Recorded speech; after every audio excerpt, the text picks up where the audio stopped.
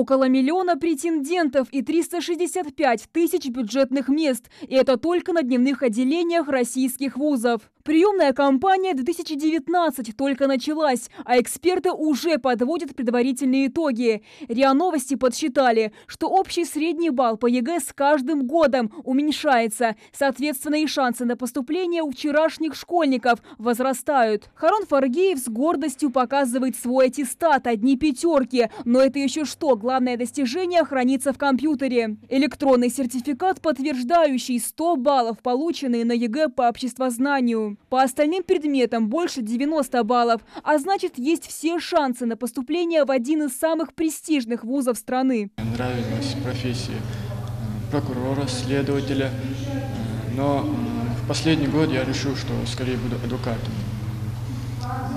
Я видел много случаев, когда нарушались права людей, им требовалась квалифицированная юридическая помощь, но они не могли себе этого позволить. Я уже выбрал для себя Московский государственный юридический университет имени Кутафина. В прошлом году там проходной был 268, кажется, или 266, я не помню точно. Но у меня 289, учитывая золотую медаль. Так что туда я свободно прохожу. Также я рассматриваю Российский государственный университет нефти и газа имени Губкина, тоже юридический факультет, направление международное энергетическое право. Не только у стобальников есть шанс на поступление в топовые вузы. Тройка лучших университетов страны по версии журнала Forbes готовы принять в свои ряды абитуриентов, набравших от 80 баллов за каждый экзамен. Решающую роль здесь играет выбранная специальность. Самый престижный вуз в 2019 году, по мнению журнала Forbes, Национальный исследовательский технологический университет. В прошлом году самые высокие проходные баллы были на факультете лингвистики от 286. А вот на такие специальности, как металлургия, горное дело, технологические машины и оборудование, университет готов был принять абитуриентов, набравших более 215 баллов. Второе место среди вузов занимает МГИМО. Если по одному из самых популярных среди абитуриентов направлении международные отношения проходной балл составил 357, то на специальность мировая политика требования гораздо ниже. Конкурс по направлению политология начинается от 172 баллов. А вот согласно рейтингу российского агентства РАЭКС, сотню лучших вузов страны возглавил МГУ имени Ломоносова. Второе и третье место заняли МФТИ и МИФИ. В десятке также Санкт-Петербургский госуниверситет, Высшая школа экономики, МГИМО и другие вузы. Популярность специальности определяет их востребованность на рынке труда. Так, согласно статистике, стране сейчас нужны инженеры, программисты, педагоги и врачи. Именно эти направления и штурмуют абитуриенты.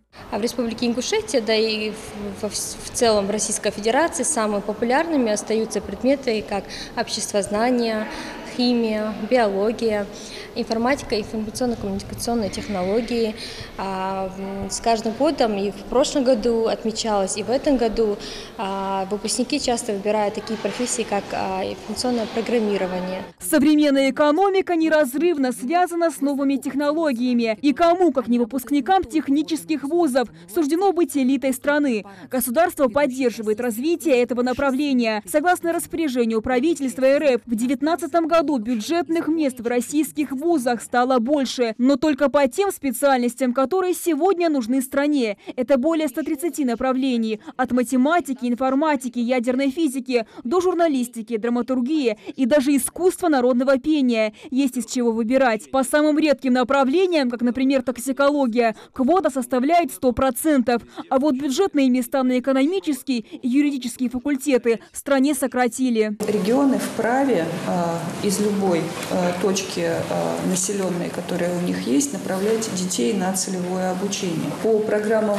ординатуры, которые формирует Министерство здравоохранения, квоты установлены в разрезе регионов, на территориях которых могут быть трудоустроены выпускники. По остальным специальностям квота установлена для трудоустройства на территории любого субъекта, и сейчас регионы и вузы вправе выверить, куда конкретно направлять соответствующего специалиста. Вернемся к ЕГЭ. Место абитуриентов в списке определяют сумма баллов ЕГЭ и дополнительных вступительных испытаний, если такие проводило учебное заведение. Вначале идут льготники и призеры олимпиад, но с 2014 года и этим категориям за место в вузе придется побороться. Квота – это минимум 10% от бюджетных мест. Верхний предел определяет вуз. Когда заявления от льготников больше, все решают успехи в учебе. Призеры же школьных олимпиад право на бюджет теперь подтверждают оценкой по профильному предмету. Не ниже 65 баллов. Поступить без экзаменов могут только победители всероссийских олимпиад. Амина Бокова, Рахман Суров, Новости 24.